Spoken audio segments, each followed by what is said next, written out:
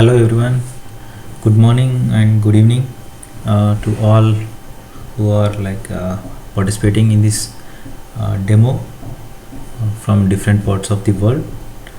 So, my name is Shekhar. Let me introduce myself. Myself, Shekhar, and having 12 plus years of experience in IT. So, I started my career with SharePoint itself. So I started with SharePoint Mars 2007. I worked for Mars 2007, SharePoint Mars 2007, SharePoint 2010, 2013, 2016 and 2019. So I am the SharePoint architect. I am a certified Microsoft professional. So I have certified architect in Azure. So today I want to give the demo on the SharePoint things like what is SharePoint and how it works in the real time, what are the real time scenarios where the client is using the SharePoint. So what are the technical things we can learn in the SharePoint. So because in the demo what I will do is what are the things I cover, I'll teach you in the demo. You can go through the demo, and if you like the demo you can come back to us so that we can proceed to give the full training. So the intention of the demo here is, so this is the fully real-time training because I am into full real-time in IT. I work for more than 12 years especially in SharePoint. I have more than 10 years. So that's not enough, like where you can easily learn the SharePoint and you can easily crack the interview in the SharePoint, because if you go for the SharePoint administrator, even you don't have prior experience in development, then you can easily crack the interview in the SharePoint administrator. If you want to crack the interview in the SharePoint developer, you need at least C#, JavaScript, jQuery, or latest front-end UI related scripting language you should know. It's not like a big thing to learn and get the interview done in development as well. So no issues. So let's start with our demo. So what actually my course contains SharePoint administration as well as the development as well as the SQL training also, because SQL also required because as SharePoint prerequisites we should have a little bit knowledge on the C# and the SQL is added to the SharePoint. So it's not a big deal to learn. So SharePoint is very easy to learn. So introduction to SharePoint. So they can say introduction to SharePoint. So what is the SharePoint basically? SharePoint is what? It is nothing but, suppose you have information, that information you want to share. Nowadays we use the Google Share, Google Cloud is there. You can simply say Google Drive or OneDrive, we will say that. The same thing, yeah, Google Drive, OneDrive, where you can say no internally or externally from any place to any place you can access one-to-one and one-to-many we can do, but it is like a folder level, it is there. Suppose I want to develop a website, a intranet website that I want to share to couple of departments in a IT or any client, any customer. He has an organization with the different departments, like where he has a finance, accounts, IT, administration, different departments. So I want to share information to specific departments. I have a website, internet portal with the different websites under the same domain, under the same portal website. So that is not possible using Google Drive or OneDrive. So SharePoint is not simply just, you cannot say it works like a Google Drive or a OneDrive. So what it will do, it's basically SharePoint, it's one of the functionality I'm saying, not like a entire thing is not that. So basically to understand you, we can share the information across different departments based upon the privileges. So it is nothing but a SharePoint. What is it? Is nothing but a server. You can say it is a SharePoint server. It is called as SharePoint farm. So the server itself, what it will do, it will, so it's, if you go to the hierarchy, so SharePoint is having a hierarchy, like it's a form. First it should have a form and it's have a site collection, sites, pages and all. So here you can see what is the intranet, extranet. I'll tell you this is like a brief introduction of the SharePoint. So I want to know a website I want to share with the different departments. So using based upon the privileges, suppose I works for a IT department. So my website is IT related request. When a person is raised from the IT employer is a request, it should come to me as a, because I am the IT technician. I need to take care to give his laptop or he need to any OS to be installed. So when he raised from his portal, the request should come to me. It should not go to the account person. It should not go to the other than IT person, because so how it will route. So that's what the SharePoint will do. So depends upon the privileges, so it will route to the specific, that will be decided by like administrator, like who will have what permissions. So it depends upon the permissions. So we can route the request to different departments based upon the privileges assigned to the department employees, you can say resources, whatever it is. So these are different type of applications are available here. You can say intranet, internet and extranet based applications. So what is the internet? Internet, you know, everyone know internet. It's a public access. You can access anywhere. So the same thing in the SharePoint also, we can access the SharePoint anywhere from, you can say, that's it, like a Google, like that we can access the internet. The SharePoint also, it will be accessible from the. So what is intranet? Intranet means nothing but you are binded to a particular network. It should have a specific VPN, then only it will work. It won't work other than intranet. So that is called intranet. Like I works for a company called TCS, let us say. So I used to work, really I worked on the TCS like 5 years back. So in the TCS it won't allow to open any website. If I try to access any site, it won't open because it's restricted. There is nothing but an intranet. So but it will open the TCS related stuff, it will open the whenever we try to access the websites related to TCS or intranet related portal, it will open. Like there is no restriction. When we try to access other application, it won't allow, it will give some error.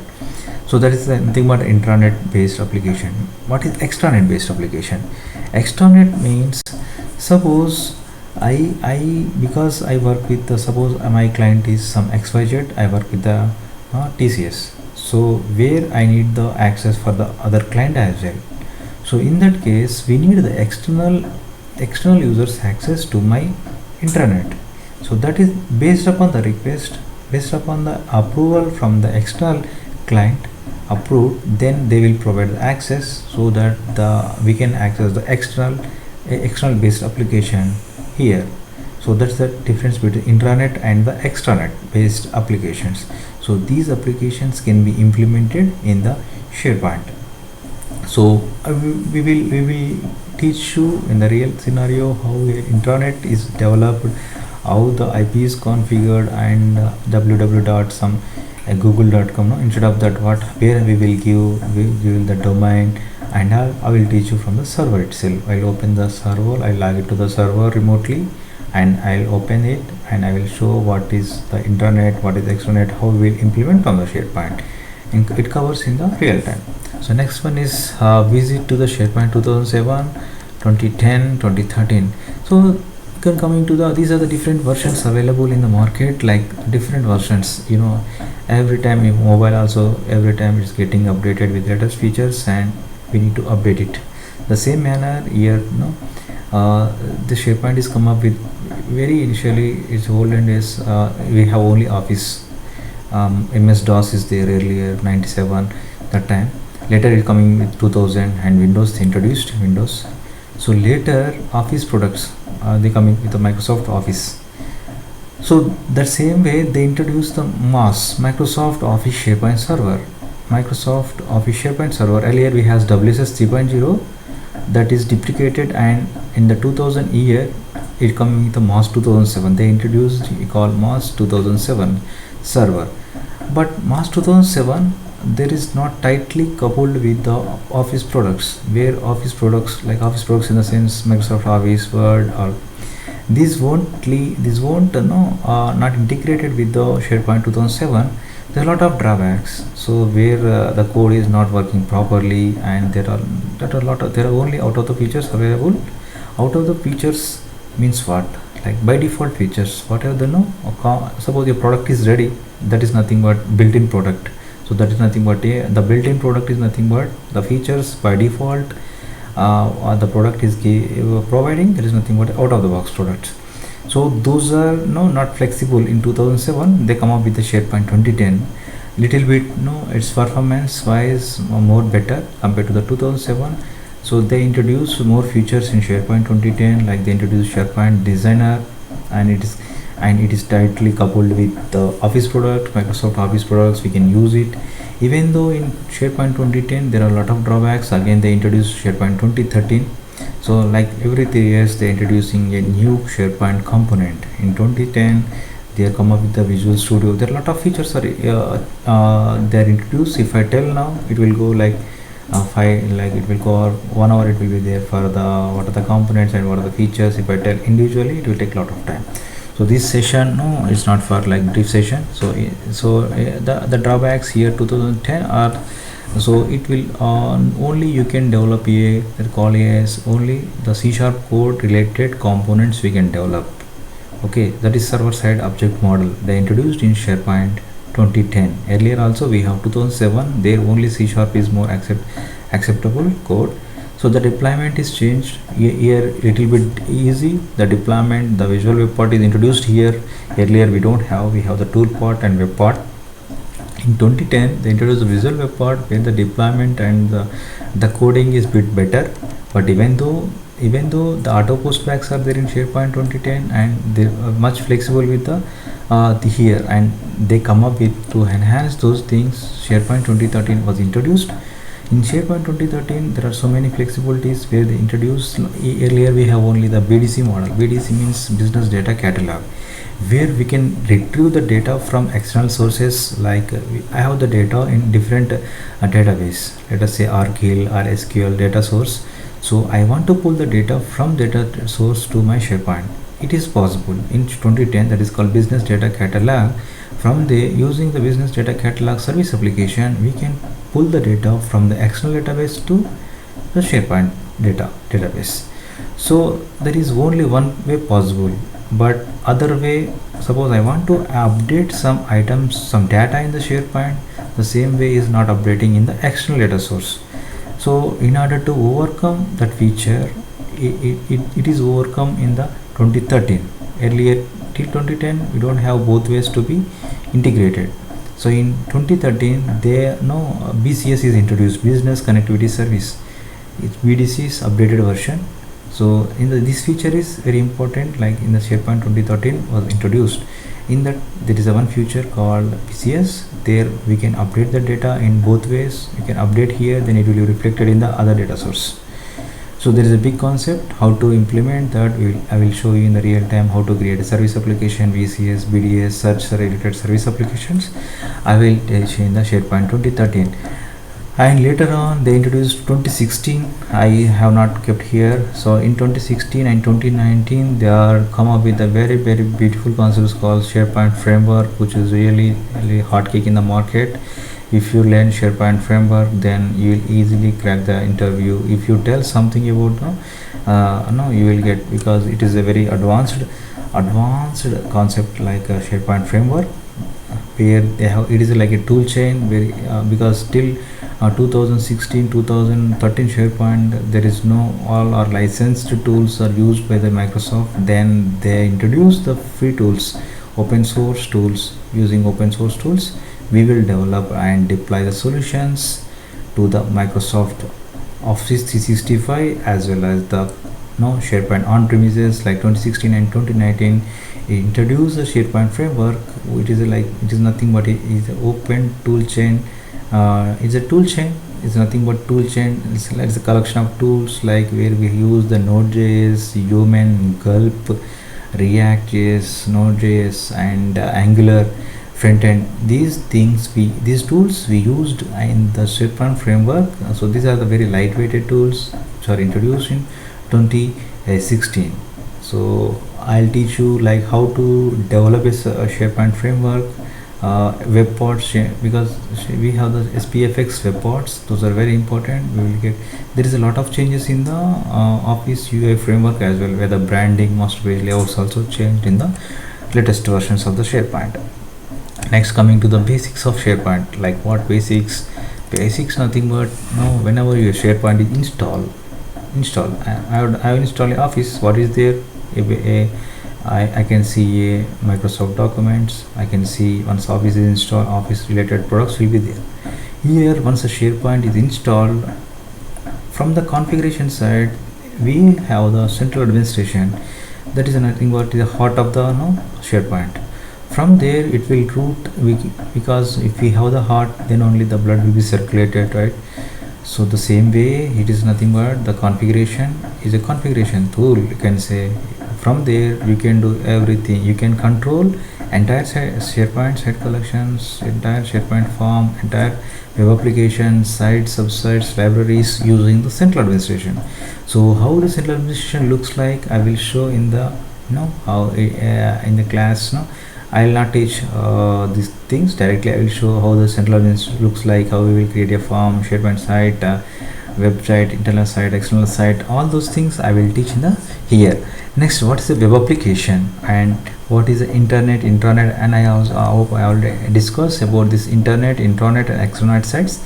This is comes under the central administration.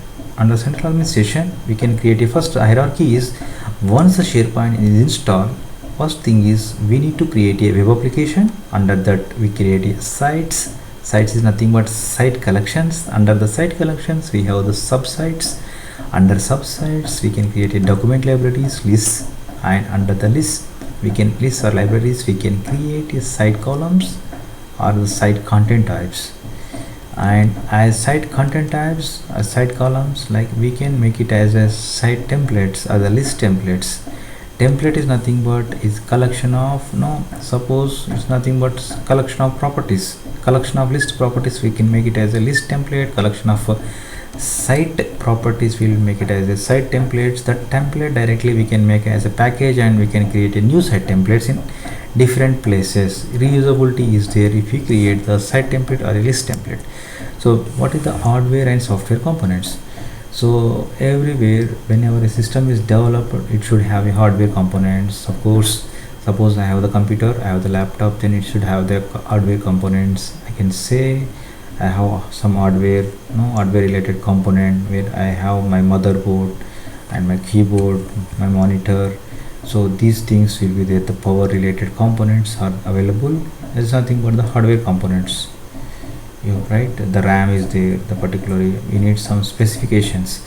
The SharePoint also it have some specifications, depends upon the version of the SharePoint. The hardware and the software specifications will be vary. Let us say if you take SharePoint 2010, what is the requirements is it should have, what are the hardware requirements, something but it's have the minimum RAM of 4 GB is required. If you go to higher version of SharePoint 2013, it requires 8 GB of RAM. Like that, whenever we are now increasing the version, the hardware and software specifications will vary. I'll give the all the template, like what is the version and what is the requirement for the hardware and software. We need to follow the document which will be provided by Microsoft. Just we need to follow what are the hardware and software requirements. So next, how to install the form. So it's nothing but it is having a package where we need to get from Microsoft. By default, Microsoft is providing 6 months of trial period. Using that 6 months trial period, we can install the SharePoint server. So based upon it will not directly, it will not run under the MacBook or Linux. It should have the Windows server environment. Once the server environment is ready, there we can install the SharePoint. So installation of the SharePoint is very easy.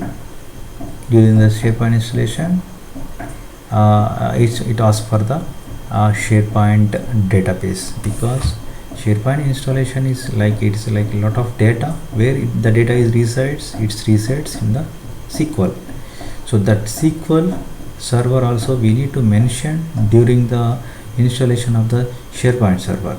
So whenever we are installing the SharePoint, we need to mention the SharePoint database related information. So before SharePoint installation, make sure we have to ready a server with the SharePoint database, SQL database, because backend of the SharePoint is nothing but the SQL server, SQL database.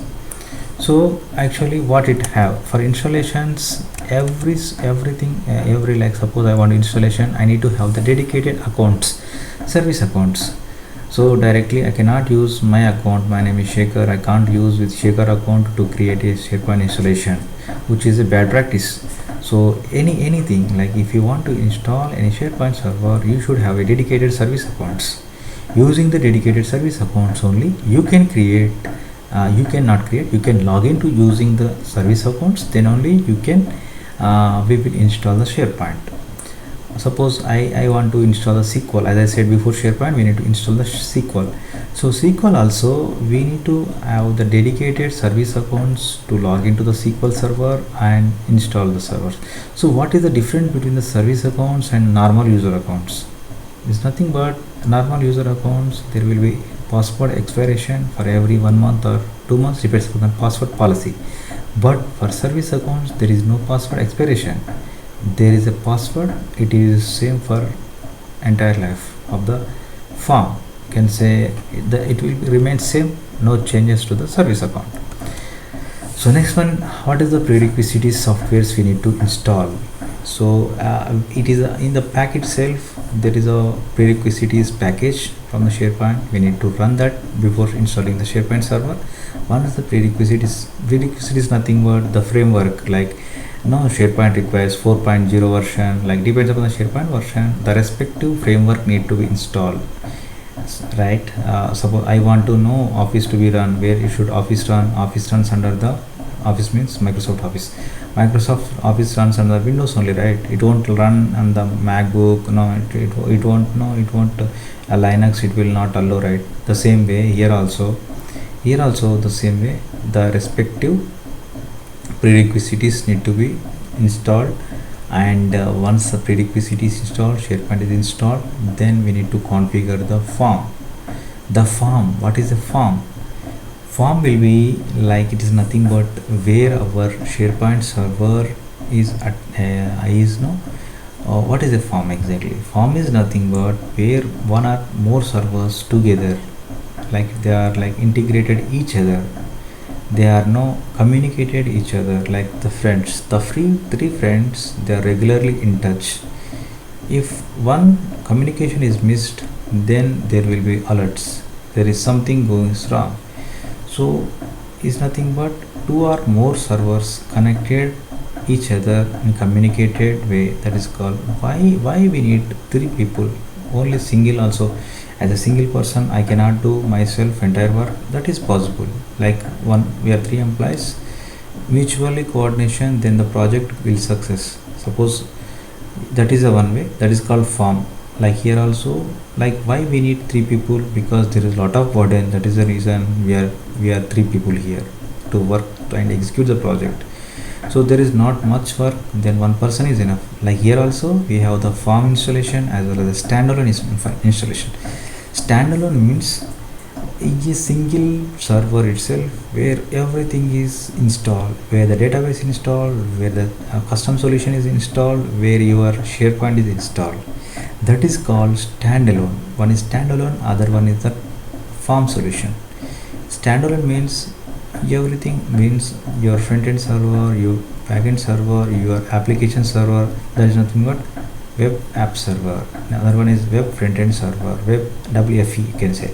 Other one is the SQL server.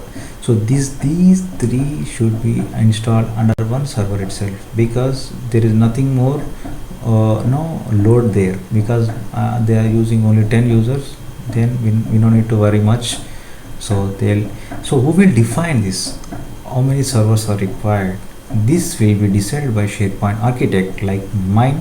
This is my role to define based upon the users, how many users will go and ask the customer, how many users are you want to use the SharePoint. Let us say 5 users, 100 users, 1000 users. No, they come up with only we are the startup, we want only 5 people, they say, let us say. So we don't want to go for the farm architecture for them. We'll give a simple server because they are only having 10 people, 15 people now. So they don't need to worry and buy the extra servers for them. So one server is enough to install all the SharePoints for like SQL application and front end server. Everything should be under one server. That is called a one tier. Is nothing but a standalone. Next is two tier, where application apps will be one application, and front end is nothing but your custom solutions, your components, your web parts, your forms.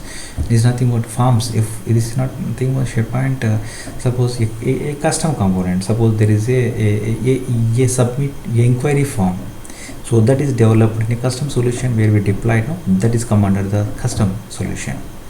So that is under the two tier.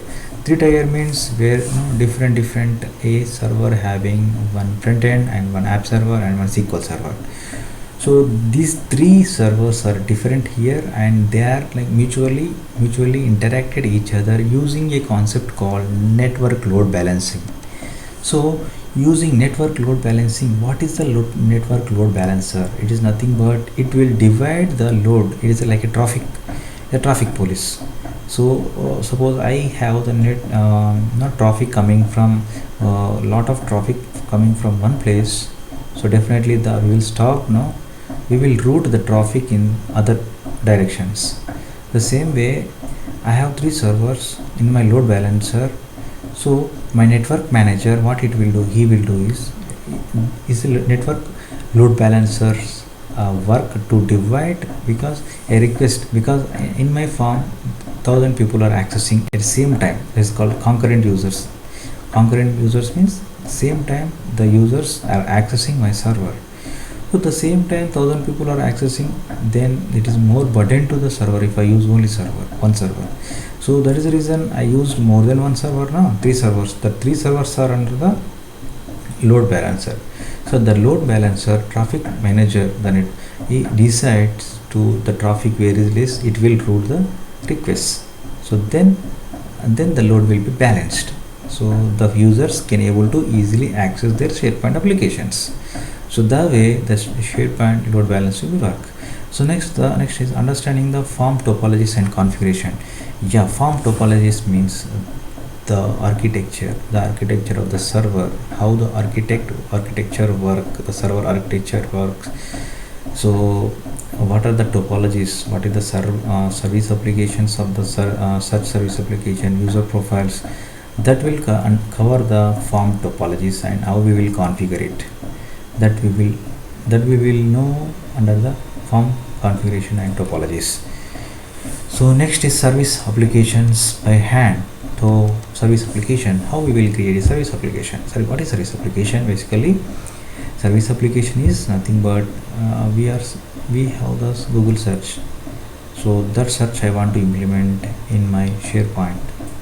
So I want to search something, I need to display the results from my SharePoint database. To implement that, we will have the component to be implemented, that is nothing but a search service application. That service application we can implement from the central administration. So from the central administration we can create a search service application and we can configure. So next is managed accounts. So the accounts, like the service accounts, relate respective to the SQL, respective to the front end app server, or you can say user profiles, such service applications, respected accounts we can create and manage in a secure store service application, that is called secure store applications. So where we will manage. Next thing is very important, is creating and configuring such service application using PowerShell. So there is a one good interview question, how we will develop, because we can create sites, as I said, creating sites, websites, application using some central administration. They will ask the other question, other than central administration, what is the way? The simply you can tell the PowerShell. Using PowerShell we can create a SharePoint form, SharePoint service application, SharePoint site collection. Everything is possible from the PowerShell. PowerShell is a tool. So using the SharePoint, we need the SharePoint scripting knowledge is required to write the PowerShell, SharePoint PowerShell script. So that is the role of the SharePoint administrator. He need to work on the SharePoint PowerShell. Using the PowerShell, he can do the deployments, he can add the export the sites, import the sites, migration from the on-premise to online. He will do the it's a SharePoint administrator role. Next, the hierarchy. As I told, the form configuration, and then we create the web application and site collections, subsets. This we are already discussed. And next is authentication and authorization. So authentication mechanism. Here authentication means suppose you went to some place where it is locked, you don't have the key. If you have the key, then only you are entered into the room. The same way, a SharePoint also having user ID and password. Based upon authentication, you will have the access. So how it will work, we will know in the authorization and authentication, because the authentication and authorization mechanism is is a mandatory in the SharePoint. So how we will implement, we will know during this authentication authorization process. This is a process, but in the real time we won't do anything much. This is like interview perspective. We need what is authentication and authorization, and which type of classic authentication, these authentication types. They will ask claims authentication. There are two types of authentications are there: claims authentication and classic authentication. So they will ask the interview question. And Active Directory service and creating DNS. So Active Directory service is nothing but, as I'm saying, users, user accounts, service accounts. Whenever an employee join a company, your IT support person will create a user, right? So that all the users will be present in the Active Directory. So what is DNS? Is nothing but domain name service. As I said, www.google.com. Google.com is nothing but a domain name. So that related, suppose I created a website, I develop a website, I want to change my domain name. So where I will do it in the DNS.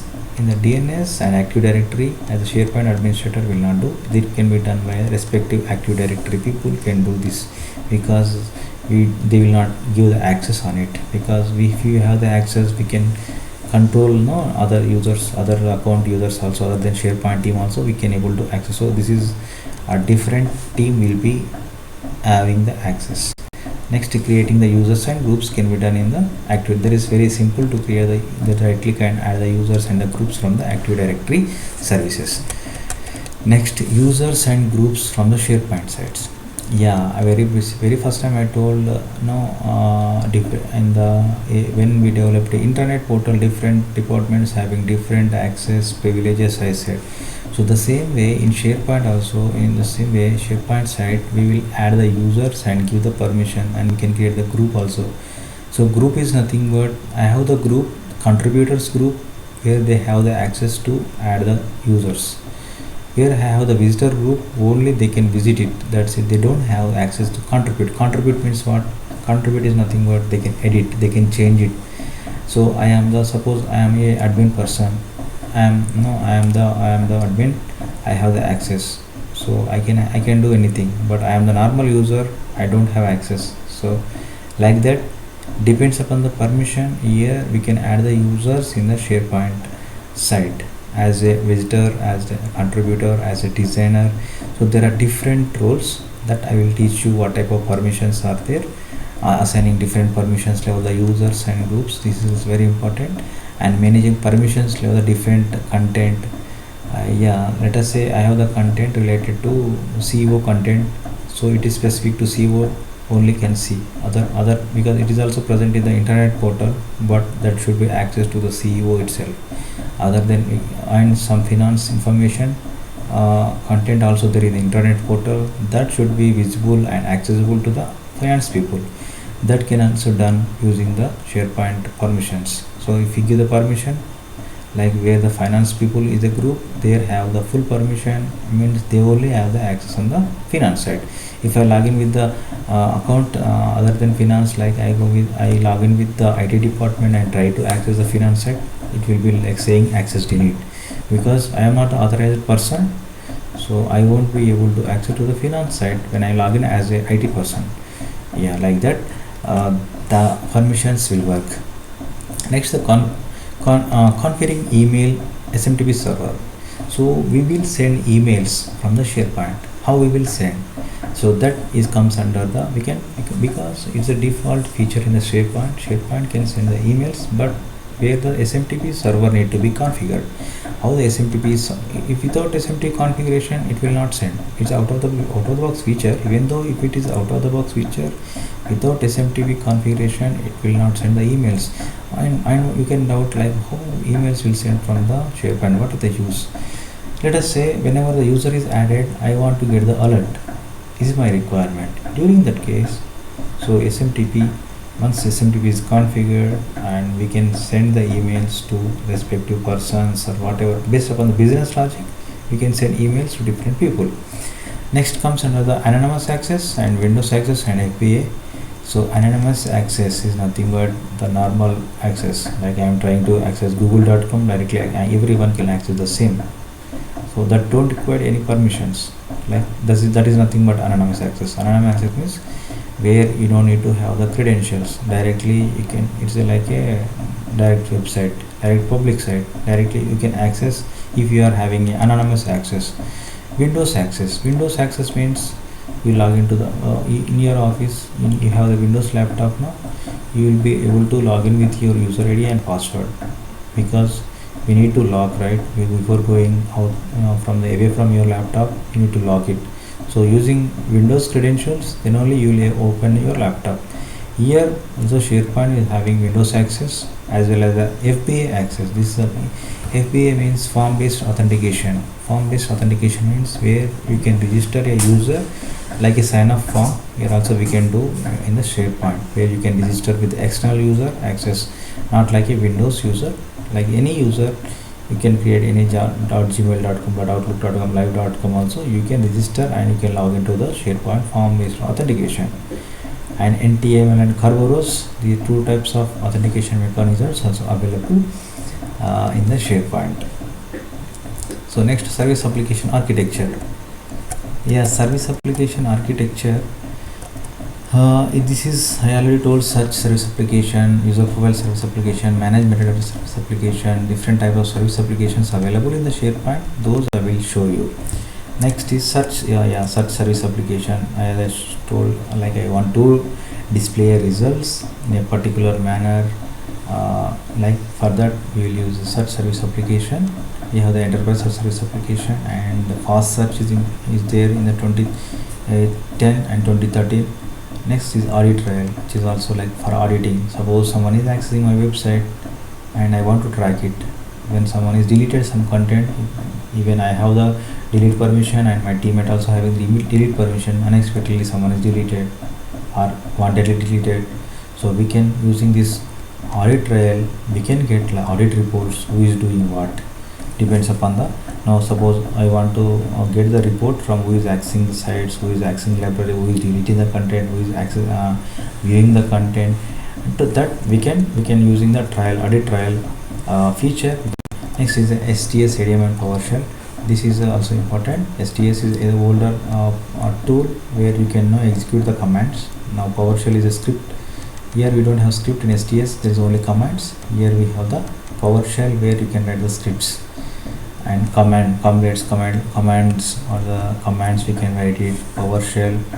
Here in the operations we will use in the PowerShell, like pop operation, math operation, and greater than, less than, equal. So many operations will you. I will share you the how to write the PowerShell and all. I will teach you. That's very there's a lot of hands-on for me, how to deploy, how to debug, how to add the solution and deploy the solution, export, import. Those are a lot of commands are available in the PowerShell that I will teach you. Next is additional features. SharePoint list and document library. These are the out of the box features, nothing but out of the features from the SharePoint itself. If any version of the SharePoint, these all things will be available. Lists and libraries. List nothing but it's like a table structure where you can have the columns and properties, where you have the data can be displayed in the SharePoint list and library. Library is nothing but where you can upload documents as a library. Very simple. List throttling. List throttling means how many. Throttling means like no limit. How many, it depends upon the version. Suppose in earlier version we can upload only 5000 items to the list, After 5000 items we cannot able to upload the list. In later version there is no drawback, there is no lot of they increased the limit to some 5 lakhs, and later in latest version there is no limit, you can lot of the limit is increased. So next, content data report is nothing but where we can add the custom JavaScript, and we can add the HTML content to the content data report and develop the web components. Next, SharePoint branding is nothing but a master page or a layout where you can have the front top view, front view, and top footer, header, and left panel, side view, tree view, everything using the SharePoint branding. We can develop as a SharePoint designer. As a SharePoint designer, take the designer help and the SharePoint team, and you will do the SharePoint branding. So archiving, what is archiving? Because my SharePoint is very old. Like I developed, and I was telling you, I have 12 years of experience. So from 12 years, there is a lot of old content will be there. So what is the use of the old content? Like 10 years back content, there is nothing use. So for that we will use the archiving feature where we can archive the old documents to a particular location. So using the archiving feature. Next is backup, restore, disaster recovery. Backup, restore, and disaster recovery. So what is backup and why is necessary? Because it's very important, backup. Because backup is suppose if we don't do any backup, unexpectedly if I delete some content, then it will be lost. It's simply that there is a backup importance. So if we already backup, then we can easily restore, right? So this backup and restore, we no need to do a manual process. By when the architect will decide, he can automate the backups and restores every weekly or monthly or daily also in a particular drives. In the network drives, the SharePoint form backups are keep on backing up and restoring whenever required, they will restore. Restore is like they need a lot of approvals to restore. So what is disaster recovery? Disaster recovery means like there are some servers placed in a data center where the disaster is happened, where something fire happened or some during that time the disaster recovery will help to restore entire the backup. So for that we use a disaster recovery mechanism to add revert back all the content, everything from the SharePoint form. So how to backup your application? We have commands to there is a from the user interface we can do the web application backup as well as a PowerShell. There are few commands used: SP web application backup and restore backup and export import. These are all we have the like a direct steps using SharePoint PowerShell to backup or restore, export, import, or check the version and versioning of the documents and all. Next is important is the deployments and monitoring the custom solutions. How to deploying? Suppose I develop a website with the C# code, I want to deploy it right in an environment. So for that I use the deployments. Deployment can be done also through the PowerShell. Deployment, adding packages, deploying, installing solutions. So backing up your website, these are coming under the backup restore operation. Again same, and solution package is nothing but the deployment, WSP solution packages. So what are the best practices we need to use the PowerShell to instead of using the user interface to deploy the solution, use the PowerShell. Next is the deploying and managing form solution, that is can be done through the PowerShell. Next, sandbox solution. Sandbox solution, why is introduced means it is not to the form level. Sandbox is nothing but a central a site collection level. I want to deploy a component, I don't want other side to display the component. For that we use the sandbox solution. Suppose I want a component that should be globally displayed. Like I have the master page, I want the master page to display in every site collection, so there is no change, the same thing it will be applied to the entire sites, entire form. But in the sandbox solution, only specific website I want to deploy a component, that component will be applied will be coming to the specific site. Uploading and activating sandbox features. So uploading and activating the here we don't how to do the deployment. We need to upload and activate the sandbox solution. We don't use the PowerShell here. Once we develop a sandbox solution, that we need to upload from the uploading center of the sandbox solutions. That I will show from the SharePoint side, not from central administration, from the SharePoint side itself. And monitoring and administrating sandbox solution.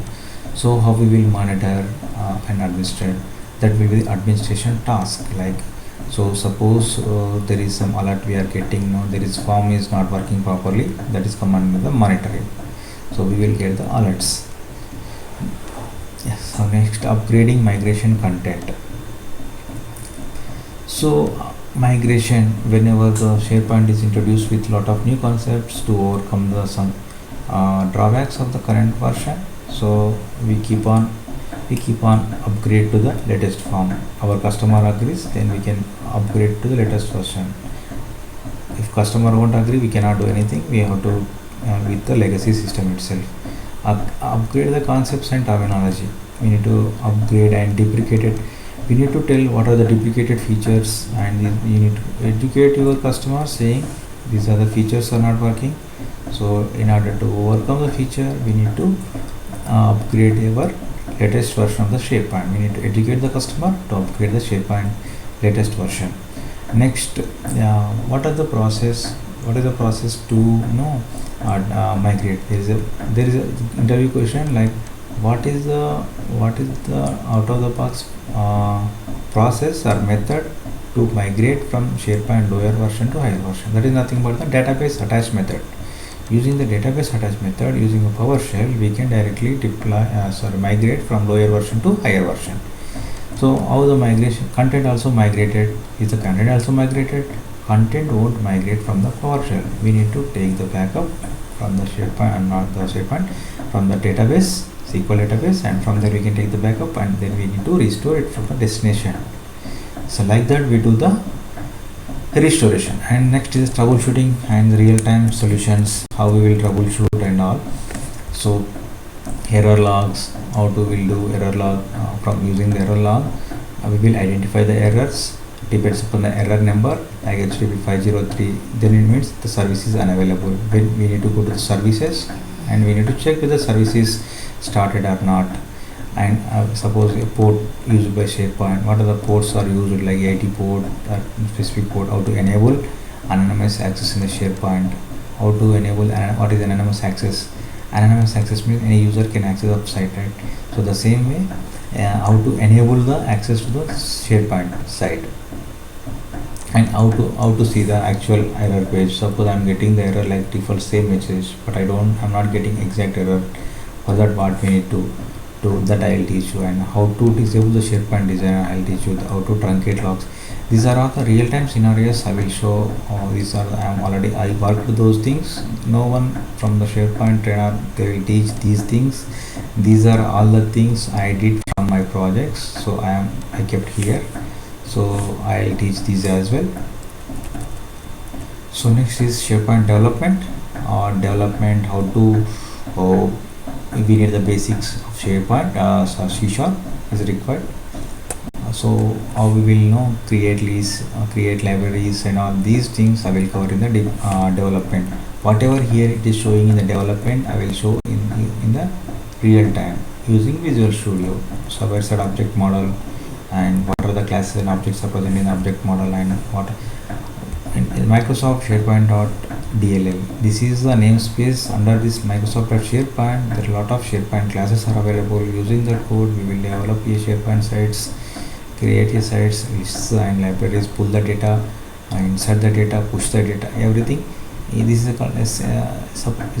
the classes: SP application, SP site, SP web, and all. So what is CAML?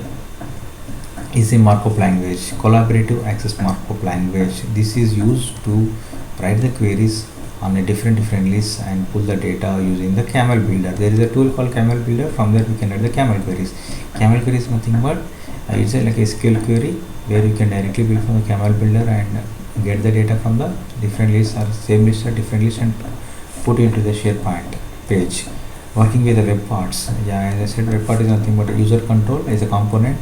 So how we will develop a web part from the scratch, and how we will deploy, how we will debug the web part, that I will cover here.